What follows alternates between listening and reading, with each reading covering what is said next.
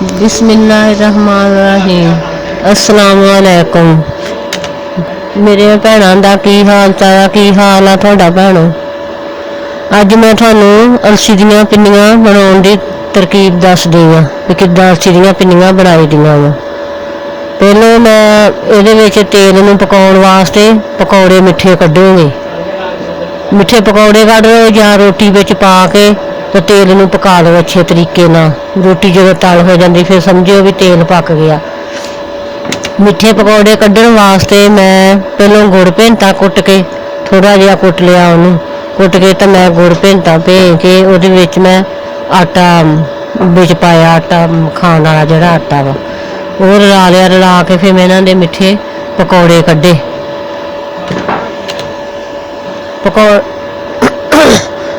मैं हुण तसला उत्ते रख दिता, रख के इहदे मैं तेल पाया सरों का। आटा दे हिसाब दे नाल तेल पाउणा। आटा मेरा सीगा 5 किलो, मैं इहदे तेल पाया 1.5 किलो। 1.5 किलो तेल आ तुहाडे सामने हुण मैं पा रही हाँ। तेल पा लेना, पा के फिर जो पा इहदे मैं मिठे आ पकौड़े जिहड़ा आटा घोलिया सी गुड़ दे विच वो मैं पकौड़े पाउणी आ। तेल जिहड़ा आटा अलसी दा ते कणक दा वो फियाया उहदे हिसाब दे नाल तेल पाउणा वा। मेरा 5 किलो आटा सीगा, मैं 1.5 किलो तेल पाया।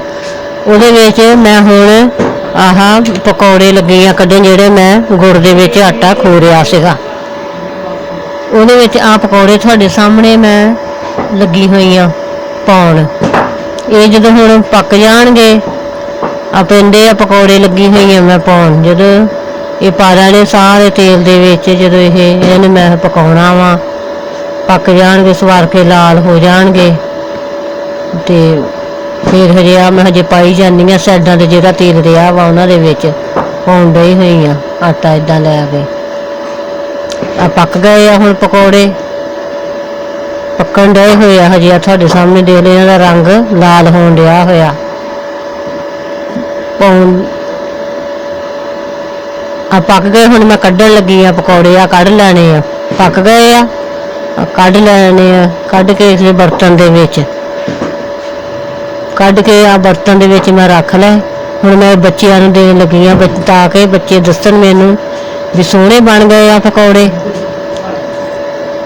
खा के बच्चे किद्दां दे पकौड़े बणे आ इह? अम्मी ये बहुत अच्छे पकौड़े बने हैं, बहुत मज़ेदार पकौड़े हैं। ਇਹਦੇ ਵਿੱਚ ਤੁਸੀਂ ਜਦੋਂ ਆਟਾ ਘੋਲੋ ਤੇ ਮਿੱਠਾ ਸੋਡਾ ਵੀ ਥੋੜਾ ਜਿਹਾ ਪਾ ਸਕਦੇ ਆ अच्छा ठीक। ਪਕੌੜੇ ਵਾਲੇ ਆਟਿਆਂ ਦੇ ਵਿੱਚ। ਤੇ ਆ ਸੋਹਣੇ ਕਹਿੰਦੇ ਬਣੇ, ਬੱਚਿਆਂ ਨੂੰ ਬਹੁਤ ਪਸੰਦ ਆਏ। ਹੁਣ ਮੈਂ ਆਹ ਜਿਹੜਾ ਤੇਲ ਵਾ ਇਹਦੇ ਵਿੱਚ ਹੁਣ ਮੈਂ ਆਹ ਗੁੜ ਪਾ ਰਹੀ ਆ ਜਿਹੜਾ ਮੈਂ ਕੁੱਟ ਕੇ ਰੱਖਿਆ ਹੋਇਆ ਸੀਗਾ। ਵਜ਼ਨ ਦੇ ਹਿਸਾਬ ਦੇ ਨਾਲ ਜਿੰਨਾ ਵਜ਼ਨ ਸੀਗਾ ਇਹਦੇ ਵਿੱਚ ਮੈਂ 2.5 ਕਿਲੋ ਗੁੜ ਪਾਇਆ। ਇਹਦੇ ਵਿੱਚ ਦੁੱਧ ਵੀ ਪਾਤਾ। ਦੁੱਧ ਮੈਂ ਮੱਝ ਦਾ ਲਿਆ ਖਾਲਸ, ਉਹ ਪਾਇਆ ਵਿੱਚ। ਤੁਸੀਂ ਗਾਂ ਦਾ ਵੀ ਲੈ ਸਕਦੇ, ਮੱਝ ਦਾ ਵੀ ਲੈ ਸਕਦੇ ਆ ਤਾਂ ਕਿ ਜਿਹੜੀਆਂ ਗੁੜ ਦੀਆਂ ਢੇਲੀਆਂ ਵਾ ਇਹ ਖੁਰ ਜਾਣ ਅੱਛੇ ਤਰੀਕੇ ਨਾਲ। ਇਹ ਗੁੜ ਜਿਹੜਾ ਵਾ ਇਹ ਪੱਕ ਜਵੇ। ਆ ਦੇਖੋ ਮੈਂ ਹਿਲਾਉਣ ਦੇ ਹੀ ਨਾ ਪਕਾਉਣ ਡਈ ਹੋਈਆਂ ਇਹਨੂੰ, ਗੁੜ ਨੂੰ ਪੱਕ ਜਵੇ। ਪੱਕਿਆ ਅੱਗ ਥੱਲੇ ਮੈਂ ਜ਼ਰਾ ਮੱਠੀ ਕਰ ਲਈ ਆ ਤਾਂ ਕਿ ਆਹਿਸਤਾ ਆਹਿਸਤਾ ਮੱਠੀ ਅੱਗ ਦੇ ਉੱਤੇ ਇਹ ਪੱਕ ਜਵੇ। ਆ ਚੇਂਜ ਹੁੰਦਾ ਜਾਂਦਾ ਵਾ ਇਹਦਾ ਗੁੜ ਦਾ ਰੰਗ, ਪੱਕ ਕੇ ਆ ਚੇਂਜ ਹੁੰਦਾ ਜਾਂਦਾ, ਖੁਰਦਾ ਜਾਂਦਾ ਵਾ। ਇਹ ਵੇਖ ਲਓ ਤੁਹਾਡੇ ਸਾਹਮਣੇ ਆਹ ਇੱਦਾਂ ਕਰਕੇ ਚਮਚਾ ਵਿੱਚ ਹਿਲਾਈ ਜਾਣਾ ਵਾ ਤਾਂ ਕਿ ਉਹ ਥੱਲੇ ਨਾ ਲੱਗੇ ਗੁੜ, ਇੱਦਾਂ ਖੁਰੀ ਚੱਲੇ।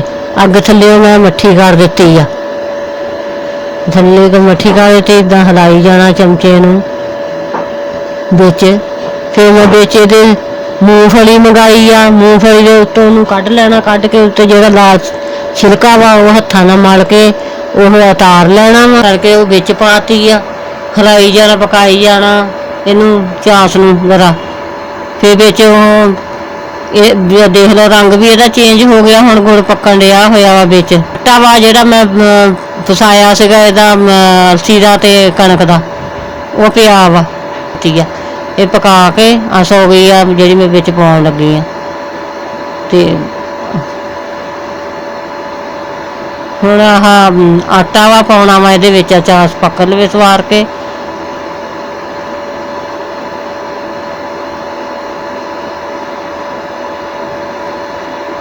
ਆ ਰੰਗ ਚੇਂਜ ਹੋ ਗਿਆ ਹੁਣ ਗੁੜ ਦਾ, ਇਹ ਪੱਕ ਕੇ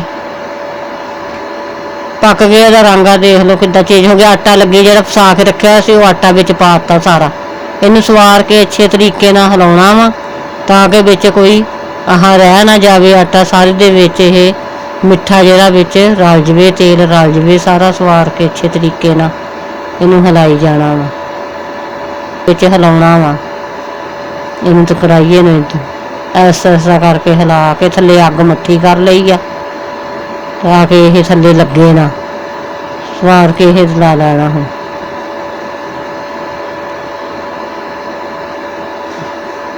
ਰਲ ਗਿਆ ਜਿਹੜਾ ਚਿੱਟਾ ਚਿੱਟਾ ਵਿੱਚ ਰਹਿ ਗਿਆ ਕੁਛ, ਇਹਨੂੰ ਵੀ ਵਿੱਚ ਨਾਲ ਸਵਾਰ ਕੇ ਅੱਛੇ ਤਰੀਕੇ ਨਾਲ ਰਲਾ ਕੇ ਰਲਾਈ ਜਾਣਾ ਵਾ, ਇਹ ਰਲ ਜਵੇ। ਆਟਾ ਮਿਕਸ ਕਰਨ ਤੋਂ ਬਾਅਦ ਇਹਨੂੰ ਚੁੱਲ੍ਹੇ ਤੇ ਪਿਆ ਰਹਿਣ ਦੇਣਾ? ਨਹੀਂ, ਇਹਨੂੰ ਲਾ ਲੈਣਾ, ਮਿਕਸ ਕਰ ਲੈਣਾ ਕਰਕੇ ਇਹਨੂੰ ਆਟੇ ਨੂੰ ਸਵਾਰ ਕੇ ਅੱਛੇ ਤਰੀਕੇ ਦੇ ਨਾਲ। ਫਿਰ ਇਹਨੂੰ ਕੱਪੜੇ ਨਾਲ ਫੜ ਕੇ ਤਾਂ ਤਸਲਾ ਥੱਲੇ ਲਾ ਲੈਣਾ ਵਾ, ਕੜਾਹੀ ਨਾਲ ਫੜ ਕੇ ਤੇ ਇਹ ਕੜਾਹੀਆ ਥੱਲੇ ਲਾ ਲਿਆ, ਲਾ ਕੇ ਰੱਖ ਲਿਆ। ਜਿਹੜਾ ਵਿੱਚ ਚਿੱਟਾ ਹੈਗਾ ਵਾ ਇਹਨੂੰ ਵੀ ਵਿੱਚ ਰਲਾ ਲੈਣਾ ਵਾ, ਰਲਾ ਕੇ ਤਾਂ ਹੁਣ ਇਹਦੀਆਂ ਪਿੰਡੀਆਂ ਬਣਾਉਣੀਆਂ ਵਾ।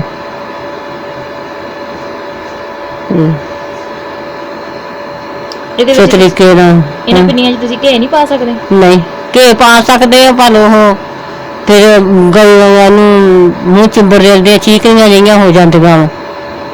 ਇਸ ਕਰਕੇ ਤੇਲ ਦੇ ਵਿੱਚ ਸੇਰੀ ਨਹੀਂ ਆ। ਤੇਲ ਵਾ ਵੈਸੇ ਵੀ ਅੱਛਾ ਵਾ ਖਾਣ ਵਾਸਤੇ, ਡਾਕਟਰ ਵੀ ਦੱਸਦੇ ਆ। ਅਲਸੀ ਵੀ ਅੱਛੀ ਆ, ਅਲਸੀ ਦੀਆਂ ਪਿੰਨੀਆਂ ਇਹ ਸਰਦੀਆਂ ਕਿਉਂਕਿ ਗਰਮ ਹੁੰਦੀ, ਸਰਦੀਆਂ ਵਾਸਤੇ ਚੰਗੀ ਆ। ਫਿਰ ਇਹ ਫੋੜੇ ਫਿੰਸੀਆਂ ਤੋਂ ਵੀ ਇਹ ਅੱਛੀ ਆ, ਇਹ ਦੇਣੀ ਚਾਹੀਦੀ ਆ ਬੱਚਿਆਂ ਨੂੰ, ਬੜੇ ਬੂੜਿਆਂ ਨੂੰ, ਸਾਰਿਆਂ ਨੂੰ। ਤੇ ਆ ਹੁਣ ਮੈਂ ਲਾ ਕੇ ਥੱਲੇ ਪਿੰਨੀਆਂ ਬਣਾਉਣ ਲੱਗੀ ਆ। ਪਿੰਨੀਆਂ ਬਣਾ ਕੇ ਰੱਖੀਆਂ ਹੋਈਆਂ ਵਾ, ਏਦਾਂ ਪਿੰਨੀਆਂ ਏਡੀਆਂ ਨਾ ਪਿੰਨੀਆਂ ਇਹ ਬਣਾ ਲੈਣੀਆਂ ਵਾ। ਬਣਾ ਕੇ ਫਿਰ ਬੱਚਿਆਂ ਨੂੰ ਤੁਸੀਂ ਇਹ ਦੇਈਓ। ਆਂਟੀ ਕੌਣ ਆ ਜਿਹੜੀ ਦੋ ਹੱਥਾਂ ਨਾਲ? ਇਹ ਆਂਟੀ ਮੇਰੀ ਭੈਣ ਵਾ, ਇਹਨੂੰ ਵੀ ਮੈਂ ਫਿਰ ਨਾਲ ਲਾ ਲਿਆ ਸੀਗਾ। ਮੈਂ ਕਿਹਾ ਤੂੰ ਮੇਰੇ ਨਾਲ ਉਹ ਕਦੇ ਮੇਰੇ ਨਾਲ ਪਿੰਨੀਆਂ ਬਣਾ ਦੇ, ਦਵਾ ਦਾ ਬਣਾ ਲਈਏ ਇਹ, ਤੇ ਇਹਨੂੰ ਵੀ ਨਾਲ ਲਾ ਲਿਆ ਸੀਗਾ ਮੈਂ।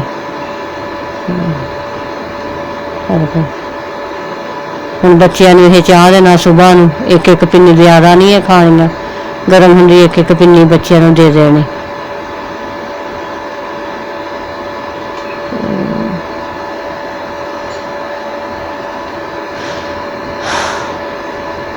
ਬਣ ਗਈਆਂ, ਤੁਸੀਂ ਵੀ ਬਣਾ ਕੇ ਦੇਈਓ।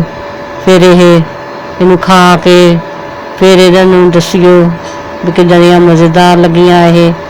ਫਿਰ ਸਾਡੇ ਚੈਨਲ ਨੂੰ ਲਾਈਕ ਕਰਿਓ, ਸਬਸਕ੍ਰਾਈਬ ਕਰਿਓ ਇਹਨਾਂ ਨੂੰ, ਆਪਦੇ ਫੈਮਿਲੀ ਮੈਂਬਰਾਂ ਨਾਲ, ਰਿਸ਼ਤੇਦਾਰਾਂ ਨਾਲ, ਭੈਣਾਂ ਭਰਾਵਾਂ ਨਾਲ, ਦੋਸਤਾਂ ਦੇ ਨਾਲ ਸ਼ੇਅਰ ਕਰਕੇ ਕਰਿਓ ਇਹਨੂੰ, ਸਾਡੇ ਚੈਨਲ ਨੂੰ ਸਬਸਕ੍ਰਾਈਬ ਕਰਿਓ। ਤਿਆਰ ਹੋ ਗਈਆਂ ਪਿੰਨੀਆਂ? ਤਿਆਰ ਹੋ ਗਈਆਂ ਪਿੰਨੀਆਂ। ਹੁਣ ਇਹਨੂੰ ਕਿੰਨੀਆਂ ਸੋਹਣੀਆਂ ਲੱਗਦੀਆਂ ਵਾ ਪਈਆਂ, ਇਹ ਖਾਣ 'ਚ ਵੀ ਬਹੁਤ ਮਜ਼ੇਦਾਰ ਹੁੰਦੀਆਂ।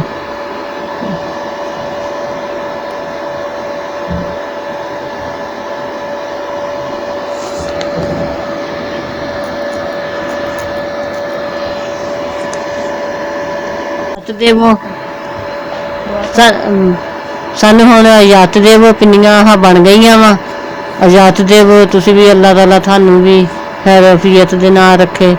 ਤੇ ਹੋਰ ਵੀ ਤੁਹਾਨੂੰ ਇਸ ਤਰ੍ਹਾਂ ਦੇ ਮੈਂ ਬਣਾਉਣ ਵਾਲੀਆਂ ਚੀਜ਼ਾਂ, ਖਾਣ ਪੀਣ ਦੀਆਂ ਹੋਰ ਵੀ ਤੁਹਾਨੂੰ ਮੈਂ ਬਣਾ ਕੇ ਦੱਸਿਆ ਕਰੂੰਗੀ, ਇਹਦੀਆਂ ਤਰਕੀਬਾਂ ਕਿਸ ਤਰ੍ਹਾਂ ਬਣਾਉਣੀਆਂ ਵਾ।